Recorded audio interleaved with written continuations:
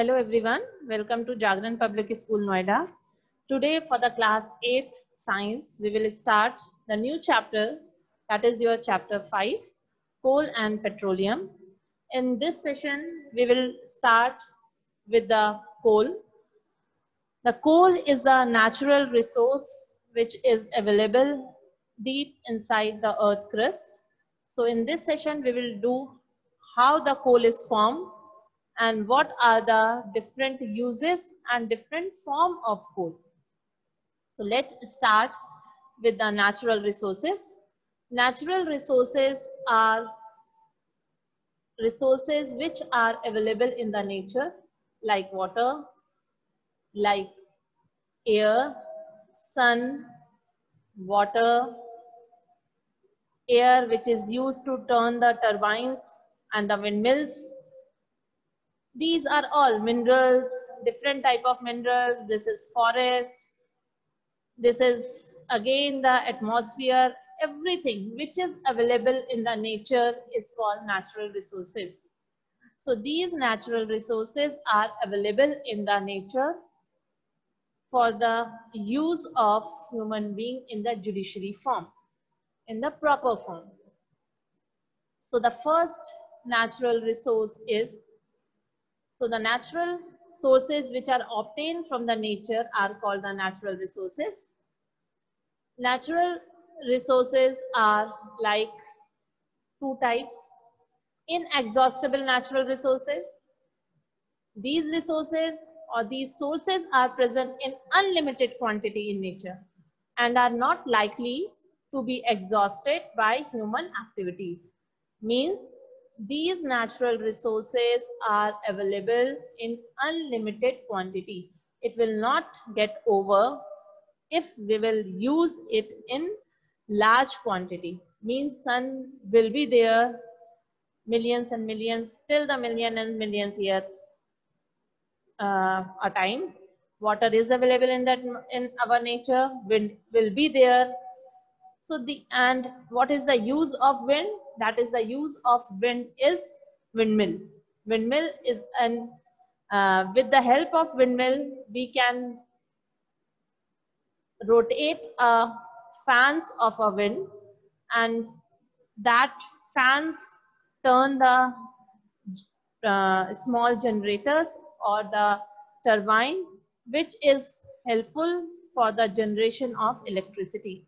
So with the help of windmill, we can generate electricity. With the help of water also, we can generate electricity in the form of hydropower plant. In hydropower plants, water, the kinetic energy of water is used to turn the turbines. The heat of the sun is also used to charge the solar panels. That is also helpful to generate electricity. So these are inexhaustible natural resources which will not get over by a human activities. Now, another things are exhaustible natural resources. So exhaustible natural resources are those natural resources which can be exhausted by human activities. Means it will not be lifelong. If we will not use, like oil is a natural resource, natural gas, your coal, this forest, that is wood.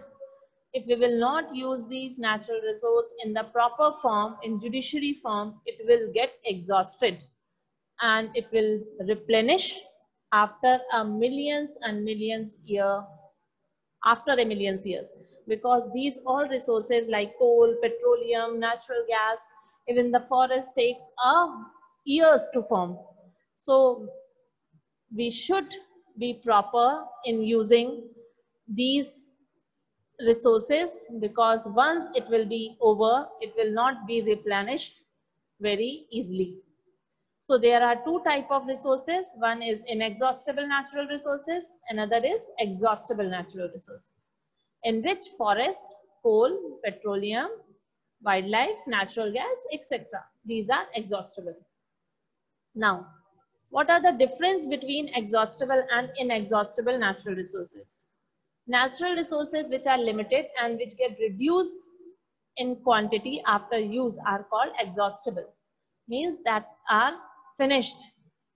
Example, coal, petroleum and natural gas and some metals, some minerals. So those resources which are limited and which get reduced in quantity after use, which are getting reduced day by day, which are getting less day by day, if we will not maintain our speed of using that natural resources. And inexhaustible are resources which are available in plenty in nature and can be renewed are called inexhaustible. Example, air, water, sunlight are the inexhaustible natural resources. They will not get finished. Even if we can use a large amount of air, a large amount of water to make an hydroelectricity, it will not get finished. So these are inexhaustible resources which will not get exhausted and available in plenty in nature are called inexhaustible or renewable. And resources which are limited and which get reduced in quantity after use are called inexhaustible. Coal, petroleum, natural gas are inexhaustible. Okay, I think that is clear to you all. Now the next is how the coal is formed. Coal is a natural resource, and how this coal is formed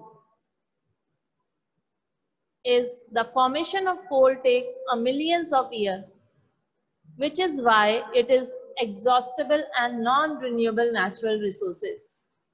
So the formation coal formed after a millions of years, and it was formed around 300 million years ago when the earth was covered with swampy forest. Means when the earth, swamp means some water, moisture, some forest, the forest which is rainforest type, which is having, just look at the diagram.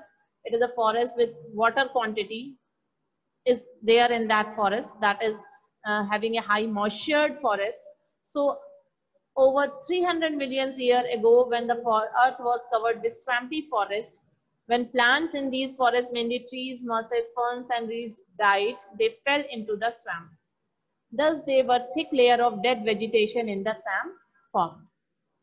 As year passed, more and more plants died and much such layer were formed, one above the other.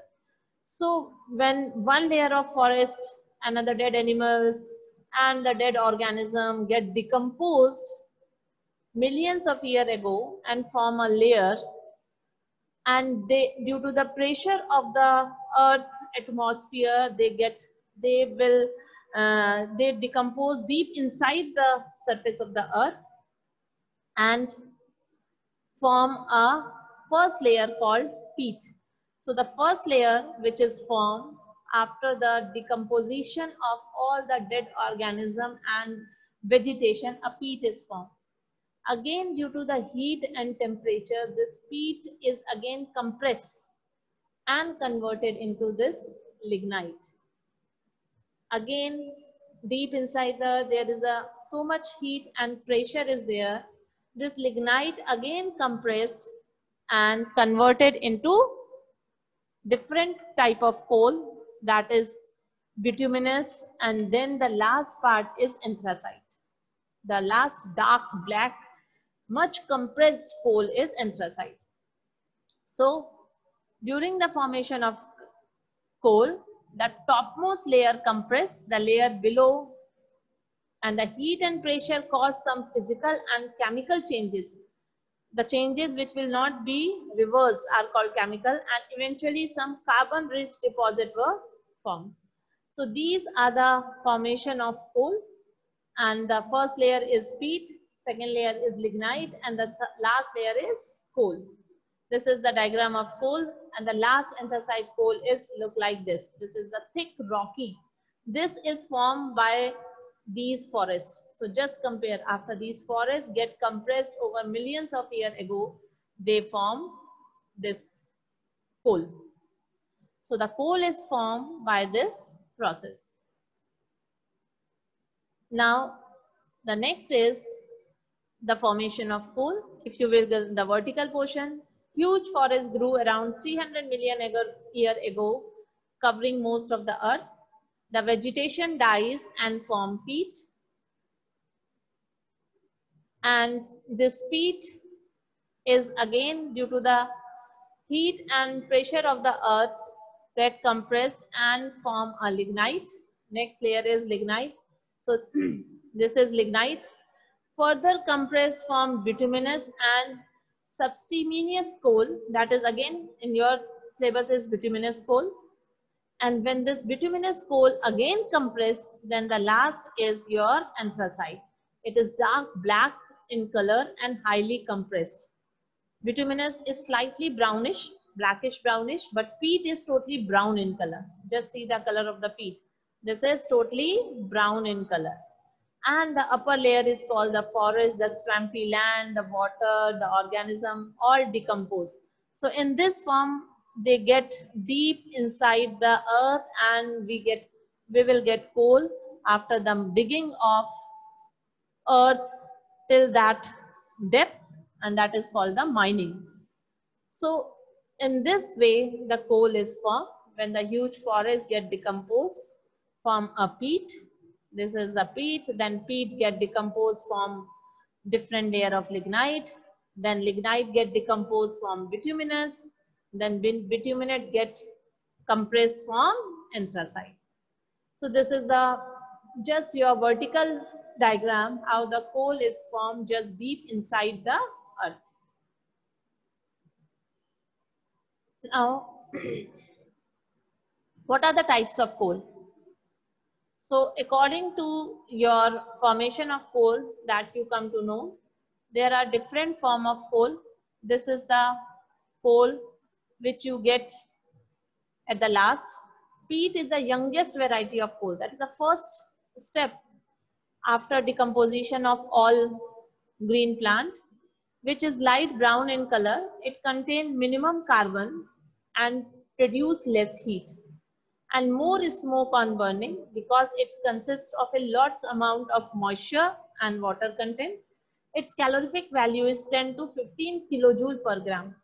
Calorific value is that value which is when 1 kg of any fuel burned to give us energy. So in this case, when 1 gram of, that is in gram, when 1 gram of peat burn, it will give 15 kilojoule of energy. That is very less. So this is the structure of peat. You can see that is the type of dry, this is your peat that is dry and solid type of soil is there. And this is the coal, black stone. So this is the difference between peat and the coal. Next step is lignite. Lignite is known as soft coal. It is also brown in color and contain more carbon than peat. Its calorific value is again 15 to 20 kilojoule. So lignite is as compared, the calorific value is, here it is 10 to 15, here just rises 15 to 20. So calorific value means when 1 gram of lignite burn, it will give 20 kilojoule of energy. That is. So calorific value is the amount of heat. So now first step was peat.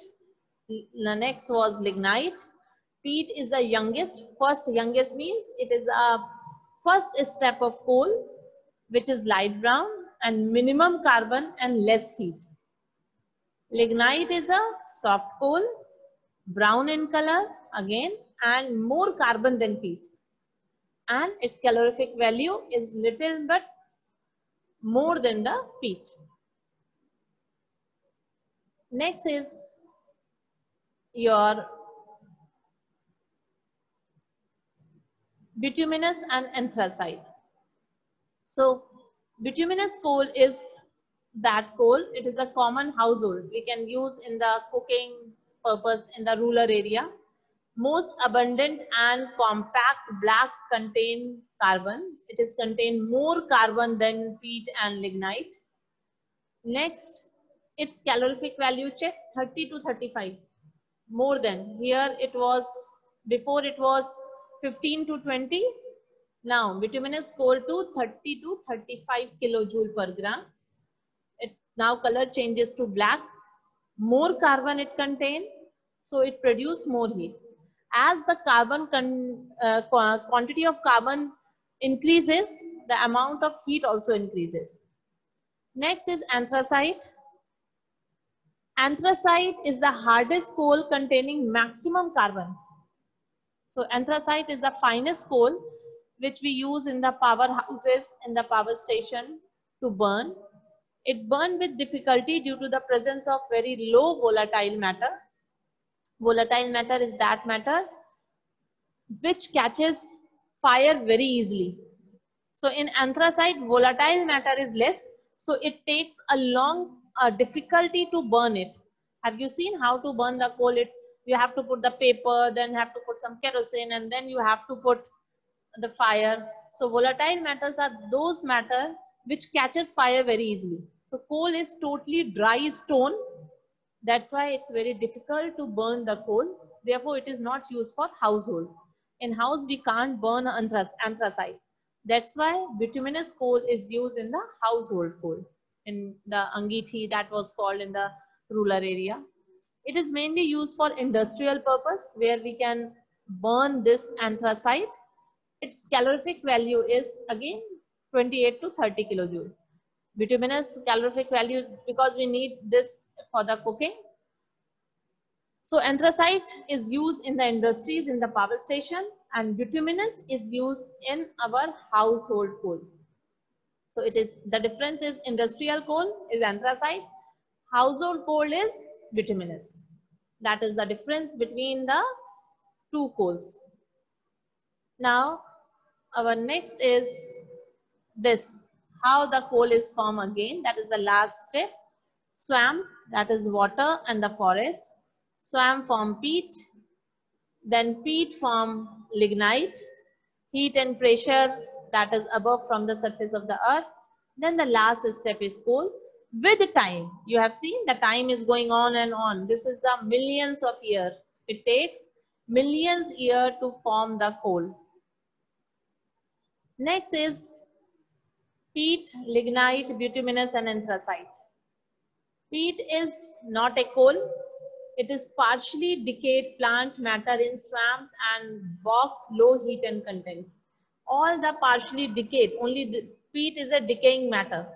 That is a soil type, a sticky substance is that. Due to heat and pressure, this peat is converted into lignite, that is brown coal. Low heat content, low sulfur, limited supply in most area, lignite. Then again with heat and pressure, this lignite is converted into the bituminous coal. So this bituminous coal is soft coal, extensively used as a fuel because it is high heat content and large supplies, normally has a sulfur content. The spelling of sulfur in some case can be in the type form, it can be SULFUR, somewhere you get, but PHUR is the most spelling. Anthracite is a hard coal, highly desirable fuel because of high heat content and low sulfur content. Supplies are limited in most area. So mostly supply is bituminous, that's why it is used in a household coal. And anthracite, because anthracite is obtained deep, more deep inside the earth in the mining, so anthracite supply is less. We will not get anthracite in easily in the large quantity. So peat, lignite, bituminous and anthracite. These are 4 types of coal which we get, and you have seen in the diagram increasing moisture content means peat is a highly moisture content and anthracite is a less moisture content. And see the red arrow, increasing heat and carbon content means the maximum carbon content is in anthracite and the maximum heat is produced by the anthracite. So this is the difference between the moisture and the heat produced by. Just look at the arrow, you are able to understand. Highly moisture is peat and the highly carbon content is anthracite. Now, from the coal, destructive distillation means the process of heating coal in the absence of air is called the destructive distillation of coal. Coal contains a large elements such as carbon, hydrogen, oxygen, nitrogen, and sulfur. When coal is heated in the absence of air, a large number of products are obtained. The main product obtained by the destructive distillation of coal are coke, coal tar, and coal gas. So look at the diagram. There is a one test tube, and when in this test tube we burn the powdered coal in the test tube, if we burn the powdered coal, the coal burn in the absence of oxygen, so it left behind here itself the coke. The gases which release from the test tube is collected in the another one, that is coal gas, and the water that is during the condensation, the water content, when the gas condensed, the water is ammonical liquor, and the sticky liquid substance which is left behind is coal tar. So here is coke, here it is coal gas, coal tar is a sticky substance left behind, and the water which is obtained in this tube is another substance called ammonical liquor. The four things we obtain after the destructive distillation of coal. Now the next one. What is coke? Coke contains 98% of carbon. It is porous, tough, black, and the purest form of coal. Like charcoal, it is good fuel and burned without smoke. Charcoal is a wood made up of wood. When the wood is burned in the absence of air, it converted into charcoal. In Hindi, it is called the kacha koila. If you ask all the iron mans on the press wale, all the who do the press on the cloth, irons on the cloth, use that charcoal. Charcoal is made from the wood. When the wood is burned in the absence of oxygen, it converted into charcoal. Look at the figure. This is the charcoal and this is the coke. When the coal is burned in the absence of air, oxygen, it converted into coke. So it is also, charcoal is a good fuel and burns without smoke. It is largely employed as reducing agent in the extraction of metal from their ores. So charcoal and coke is also used as a extraction of metals from their ores. Ores is a natural things which is obtained from the nature, and it has a mixture of 2 or 3 metals. So with the help of this coke, we can take out the metals from their ores. It is also used in making fuel gas like water gas and producer gas. So this is the uses of coke. Now charcoal, look at the figure. Charcoal is a mixture of different carbon compounds. It is a thick black liquid with unpleasant smell. The fractional distillation of coal tar gives many chemical substances. After the destructive distillation of coal, we get coal and coal tar. And after the fractional distillation of coal tar, we will get different substance which we can use in dyes, explosive, paints. For example, from coal tar, we will get all these things in which is helpful in synthetic fiber, drugs, pesticides, some chemical substance, benzene, toluene, phenol. These are all chemicals we obtain from coal tar. Naphthalene balls used to repel moth and other insects also obtained from coal tar. And the basic function of coal tar is in the making of surface of the road, you have seen. And from these coal tar, we get many things. Many explosive, many paints, many dyes, many fibers, many pesticides, many chemicals we can obtain after the fractional distillation of coal tar.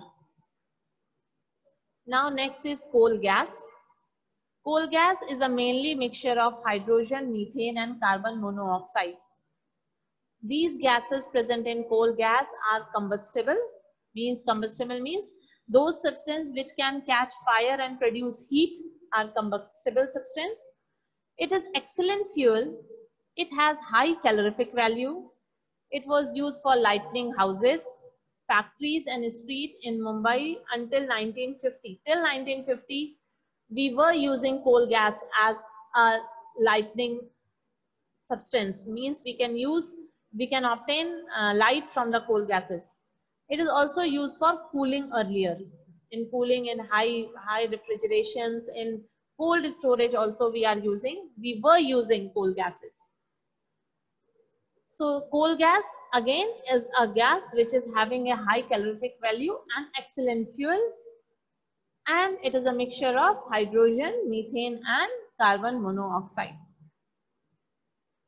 Now this is the small test for yourself. Do it and we will discuss this in our class. This is a small objective type questions.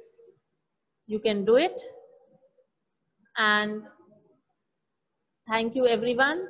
Thank you everyone for the listening, and just try to understand this topic and learn the chapter properly. Thank you all.